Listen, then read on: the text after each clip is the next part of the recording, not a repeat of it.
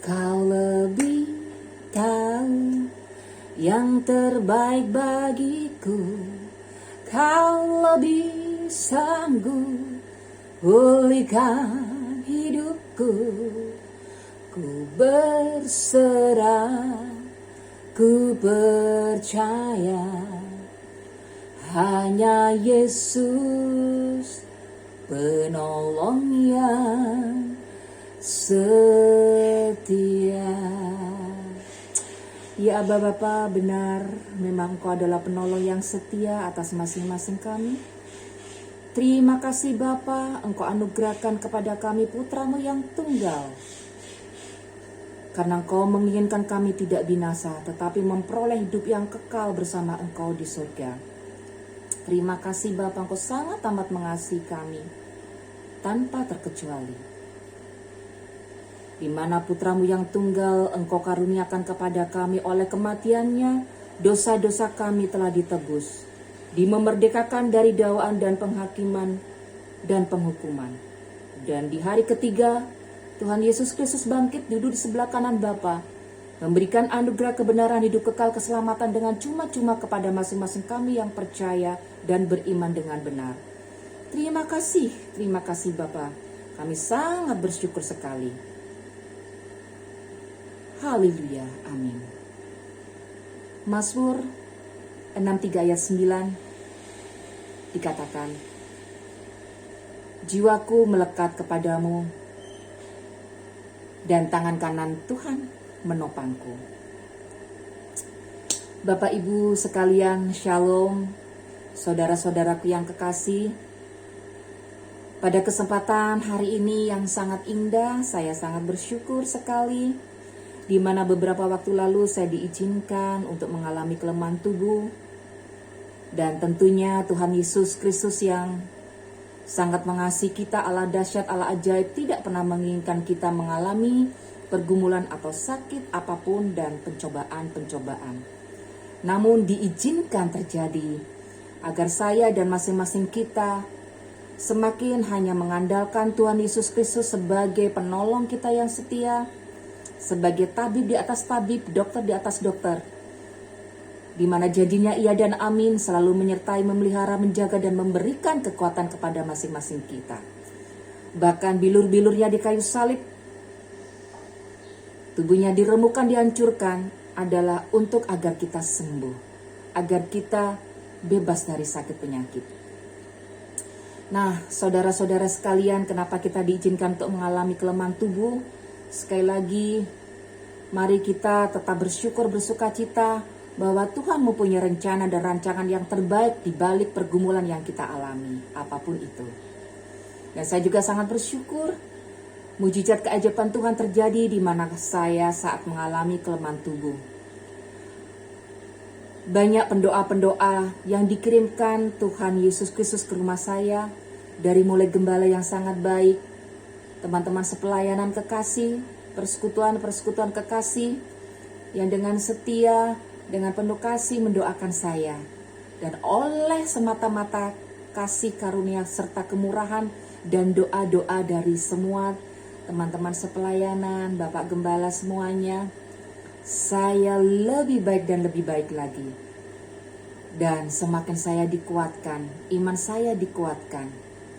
Terima kasih, kami sangat bersyukur, bersuka cita sekali mempunyai Allah yang sangat dahsyat, ajaib di dalam Tuhan Yesus Kristus. Saudara-saudaraku kekasih, saya mau mengatakan bahwa pelayanan yang kita lakukan semuanya yang dianugerahkan Tuhan Yesus Kristus kepada masing-masing kita adalah sangat amat baik. Kemudian pelayanan yang lain seperti kita memberitakan Injil, berkhotbah, atau kita yang dikaruniai berkat yang luar biasa menjadi dermawan, mengasihi kepada sesama, memberikan berkat di mana kita sudah diberkati, itu juga sangat amat baik. Semua ada di dalam firman Tuhan.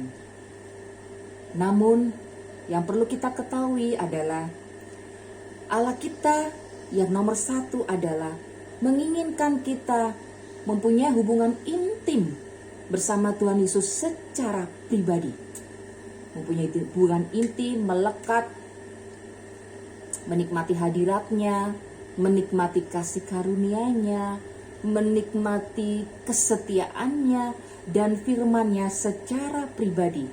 Itu yang pertama Tuhan Yesus Kristus inginkan kepada masing-masing kita dan juga saya.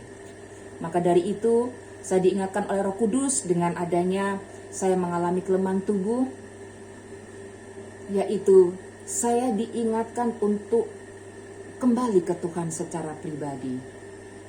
Menikmati Tuhan secara pribadi di rumah. Baru saya sadar bahwa apapun itu bentuknya pelayanan di luar, itu tidak ada yang jelek. Semuanya bagus, semuanya baik adanya sesuai dengan firman. Tetapi saya diingatkan untuk lebih dulu melekat inti bersama Tuhan Yesus secara pribadi. Itu yang Tuhan Yesus rindukan atas saya. Menikmati bersama keluarga, memberitakan Injil kepada keluarga saya. Itu yang Tuhan Yesus inginkan. Nah, saudara-saudaraku kekasih yang lainnya, begitu juga saya diberikan Roh Kudus kerinduan untuk memberikan kesaksian ini kepada saudara-saudara sekalian. Mari sebelum kita pelayanan keluar, kita berdoa, minta Roh Kudus untuk kita bisa menikmati secara pribadi atas Tuhan Yesus Kristus yang sudah di dalam diri kita, atas hadirat, atas firman-Nya, atas kasih-Nya kepada masing-masing kita. Karena yang Tuhan Yesus inginkan ketika kita sudah menikmati secara pribadi Tuhan Yesus Kristus dan hadirat serta firman-Nya, kita melayani keluar, akan berbuahkan pelayanan yang benar-benar tulus, benar-benar rendah hati, dan penuh sukacita. Itu yang Tuhan inginkan dan rindukan atas masing-masing kita. Nah, saudara-saudara kekasih, demikian firman Tuhan yang menguatkan kita semua, yang dimana Mazmur Daud ini apabila kita baca di pasal 63, semuanya itu adalah menggambarkan begitu intimnya Daud dengan Allah. Allah sangat berkenan kepada Daud. Salah satu tokoh iman yang Allah berkenan kepadanya yaitu Daud. Daud sangat amat dikasihi Allah. Kemenangan-kemenangan diberikan kepada Daud. Daud diberikan kekuatan. Daud diberikan apa yang Daud minta. Walaupun Daud melakukan kesalahan sebagai manusia, namun Allah sangat mengasihi dia. Allah masih berkenan kepada dia. Karena Daud menyadari kesalahannya. Dan Daud memohon pengampunan atas kesalahan atau dosanya. Dan Allah memulihkannya. Bahkan Allah memulihkan 100 atau 1000 kali lipat. Kemenangan, setiap kemenangan dia peroleh. Itulah Allah kita yang sangat amat dahsyat. Yang diinginkan juga kepada masing-masing kita. Begitu juga Allah memberikan kemenangan-kemenangan kepada kita semuanya. Kemenangan untuk mengalahkan hawa nafsu kita, mengalahkan dosa kita, menawan apa yang jahat yang masuk dalam tubuh kita, kita tawan. Seperti Lukas 10 dikatakan di ayat 19, kita sudah diberikan kuasa menginjak ular dan kalajengking, bahkan menawan musuh-musuh.